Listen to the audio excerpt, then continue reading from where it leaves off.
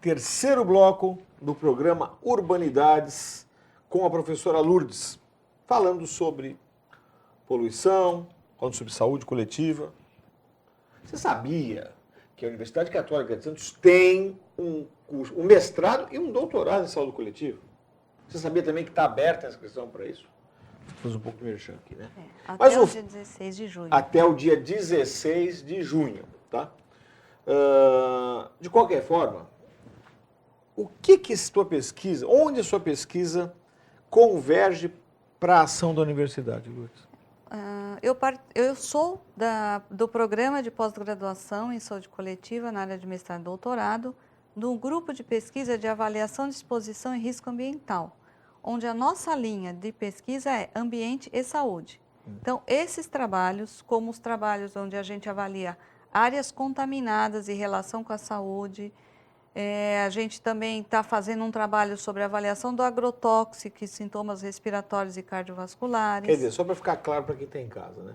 Você me trouxe algumas pesquisas que envolvem poluição do ar. Poluição do ar. Mas hoje, o grupo de pesquisa que você pertence se debruça sobre a questão ambiental como um todo. Poluição, né? Da água, do Sim. ar e do solo. E a gente, numa conversa com o pessoal da Secretaria de Meio Ambiente, né, trouxe outro dia a questão do risco iminente que há em postos de gasolina que são abandonados ou que ficam... Avaliação de risco avaliação do de solo. risco desse solo contaminado e esses potenciais, né? Uma área que cada vez mais é relevante, né? O fato é que há 40 anos atrás você não tinha isso, né? Ninguém se preocupava. Ninguém se preocupava. Mas... o lixo está em terra ali. E agora a gente está recebendo esses que foram enterrados em solo e que foram construídas casas em cima. Sim. E as pessoas adoecendo e não se sabe por quê. E aí o que é? A pluma de contaminantes atinge a água? Atinge a água, atinge o solo. Então, o que nós estamos fazendo? Nós estamos capacitando os profissionais de saúde da região de São Vicente e Guarujá no início, e depois para o restante da Baixada, para que eles identifiquem que aquele problema de saúde, que o rapaz vem com uma diarreia toda semana com a mesma diarreia, talvez seja pela água que ele está bebendo ou pelo local que ele mora ou a comida que ele está comendo, porque muitas pessoas se alimentam da comida do jardim deles mesmo. Sim, aquela ideia de que, eu não compro mais alface, porque eu plantei na minha casa. Ele tem a falsa impressão de que aquilo é mais saudável. Mas não é. Mas não é. Então, nós estamos capacitando os profissionais de saúde para que eles possam identificar se aquela doença é proveniente do local que ele mora. Se é área contaminada ou não contaminada. Aqui, porque essa história da alface me deixou preocupado. Né? Porque vai que alguém está vendo em casa e planta lá. A gente não está dizendo para ninguém não plantar, não é isso? Não, ele pode plantar no seu vaso, não tem problema. Sim, mas o ideal seria que você se preocupasse em fazer todo um processo, não necessariamente com a terra do seu quintal, é isso? A não ser que você tenha certeza absoluta onde você está, né? Onde você está, que não foi uma área de lixo químico. Claro.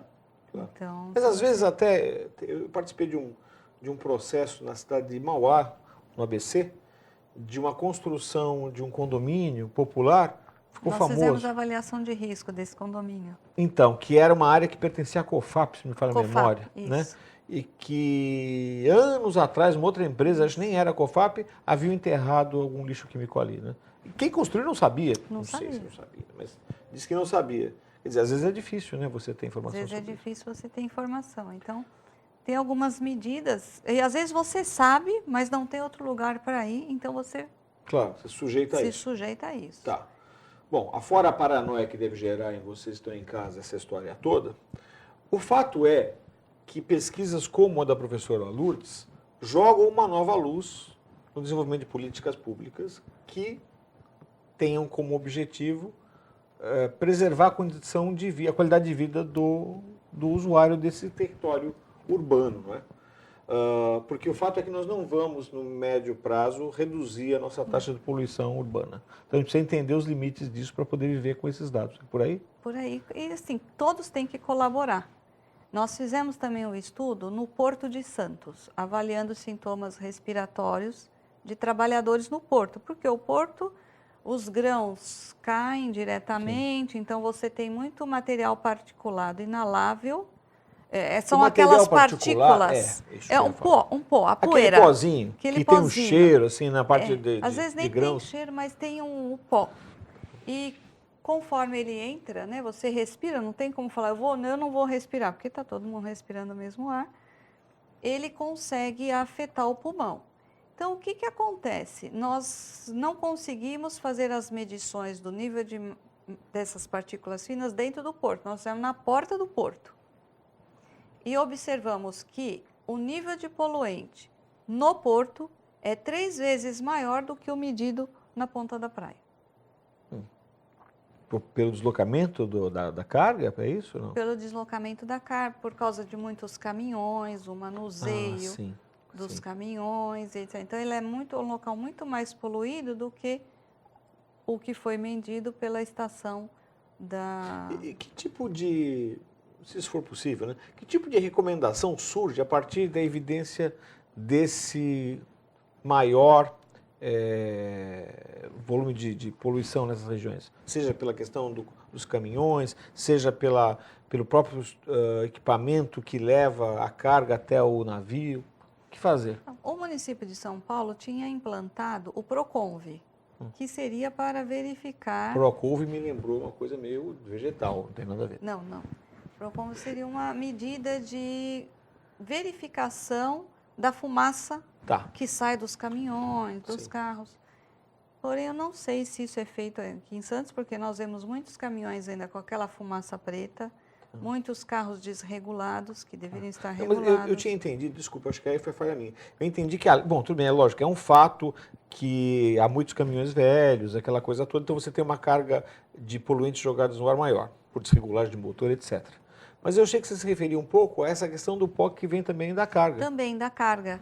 Se tivesse cargas embaladas, né, se não ficasse aqueles granéis caindo, muitas vezes de...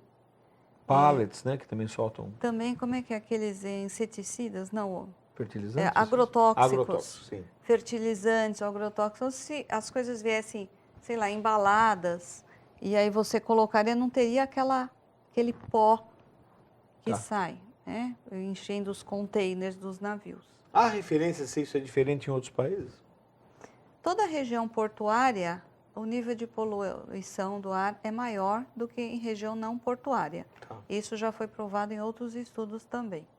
Bom, nós tentamos relacionar com a... Nós vamos fazer um estudo maior agora com os moradores do porto, ao entorno do porto, para avaliar o quanto esta poluição desses navios, desses caminhões, estão afetando a saúde desses moradores. Nós temos participação de discentes nessas pesquisas? Sim, são 2 alunas de doutorado, e tem 3 alunos de mestrado, tem 2 trabalhando com agrotóxico, tem uns, assim, que eu vou dizer, dos alunos que eu oriento. Claro.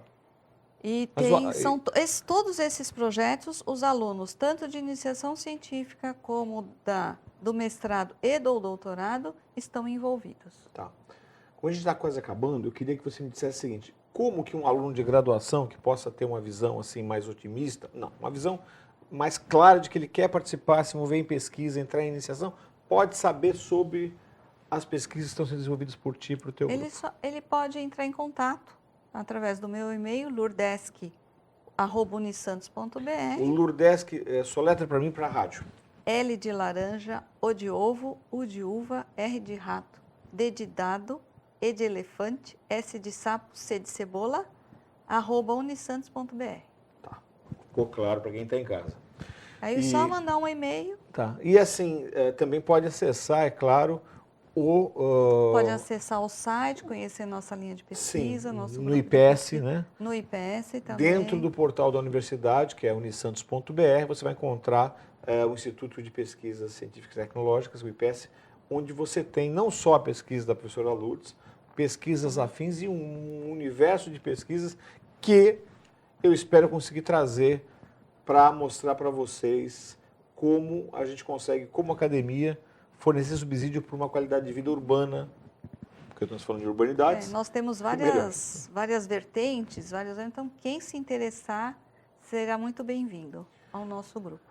Acabamos, Lourdes. Obrigado pela tua presença. Obrigada. Pessoal, semana que vem tem mais. Se você tiver saudade do programa, assista no site os demais. Nós temos mais de 100 programas neste nosso 5º ano já de existência. Até mais. Boa semana. Obrigada.